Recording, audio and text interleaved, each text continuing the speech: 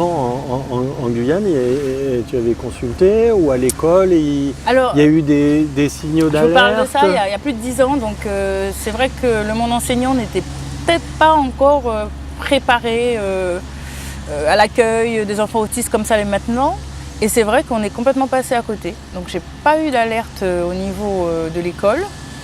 J'ai moi-même alors pris contact avec l'école pour demander finalement mais quelles étaient les difficultés de mon gamin, parce que je ne comprenais pas, ses résultats étaient catastrophiques. Il avait un comportement social à l'école qui n'était pas du tout accepté, ni acceptable d'ailleurs. Donc je me suis interrogée, mais finalement je n'avais pas de réponse au bout. Et j'ignorais en fait l'existence de nombreuses structures en Guyane. Donc c'est vrai qu'en tant que parent, on est beaucoup concentré sur le quotidien, on essaie de trouver des solutions pour nos gamins. Et on a du mal finalement à aller vers des structures parce qu'on est tellement pris par ces problèmes au quotidien qu'on se dit de toute façon, il n'y a personne pour m'aider, je dois me débrouiller. Alors qu'en fait, il y a des structures qui existent, mais on a du mal à sortir de son quotidien et aller vers les structures, j'avoue. Avant d'aller en métropole, tu n'avais jamais entendu parler de la MDPH, de la pédopsychiatrie, etc. Jamais. Je pensais que ces établissements, je connaissais l'existence de la pédopsychiatrie, mais je me disais, est-ce que mon gamin relève de la pédopsychiatrie? Est-ce que c'est pas trop... En fait, j'ignorais beaucoup de choses. Je n'ai pas non plus cherché, je vais dire, à me renseigner sur des structures existantes parce que j'étais complètement omnibulée par ce quotidien, par ce gamin qui avait un comportement qui... D'ailleurs, c'est le premier enfant de la famille qui était autiste, donc il avait un comportement qui me paraissait décalé. Et je me posais 100 000 questions et du coup, les préoccupations de parents au quotidien font que finalement, on ne se tourne pas tout de suite vers la main tendue ou vers les structures existantes. Il n'y a pas aussi le fait que des fois, des troubles du comportement comme ça, on va dire, oh, mais c'est un sale gamin, il est mal poli. Ah, de nombreuses fois. D'ailleurs, c'était le le diagnostic des enseignants. C'était souvent, votre enfant est irrespectueux, il est complètement... alors voilà, il pique des colères. Mais qu'est-ce que c'est que ce gamin? Il va falloir l'éduquer. Donc c'est vrai qu'on se retrouve un peu... on se dit, mais que faire?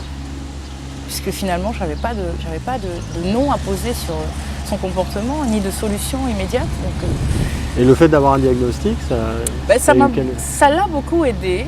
Parce qu'un jour, il m'a dit, écoute maman, qu'est-ce que j'ai? Je suis différent des autres. Et cette question m'a vraiment retournée. Enfin, ça m'a vraiment...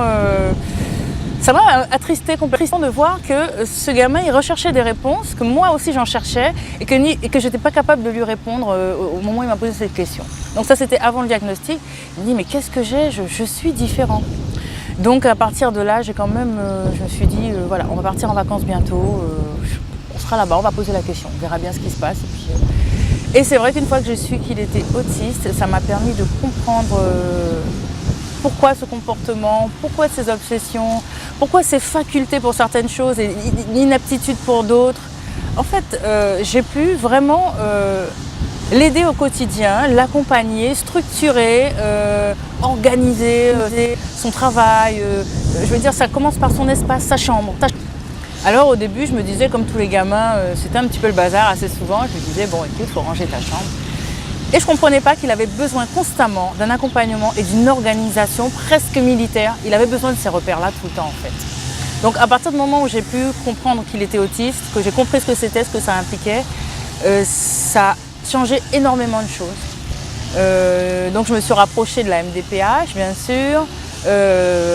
Il a pu passer des examens que jamais je pensais au niveau de sa scolarité, jamais je pensais qu'il aurait pu passer. Il a obtenu des diplômes. Donc à partir du diagnostic, ça a tout changé. Ça a vraiment tout changé. Même dans nos rapports, ça a tout changé. J'ai compris qu'il y avait certains sons, certains bruits qui l'importunaient. Avant, on n'y faisait pas attention. Et depuis, on a commencé à faire attention et on a vu l'amélioration. Il a commencé à devenir très très indépendant. Enfin, ça a été vraiment la révélation pour lui et pour nous.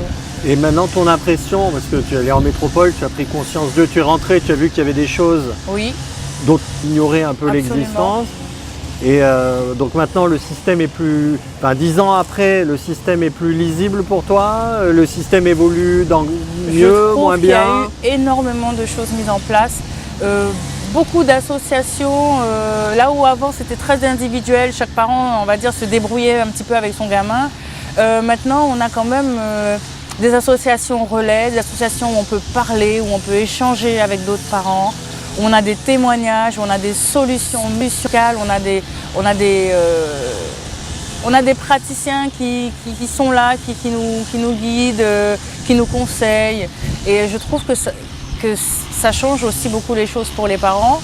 Parce qu'un parent qui ne sait pas que son enfant est autiste, c'est très très douloureux à vivre. Et un parent qui ne sait pas vers qui se retourner, c'est encore pire parce qu'il se dit qu'il est seul et que finalement, il n'y a pas de solution à son problème. Alors qu'il y en a en Guyane, il y a des structures qui existent. Et moi, ce qui m'a le plus aidé, c'est surtout les témoignages des autres parents. C'est cet échange avec les autres parents, se dire « Ah bah oui, réagis comme ça, moi aussi.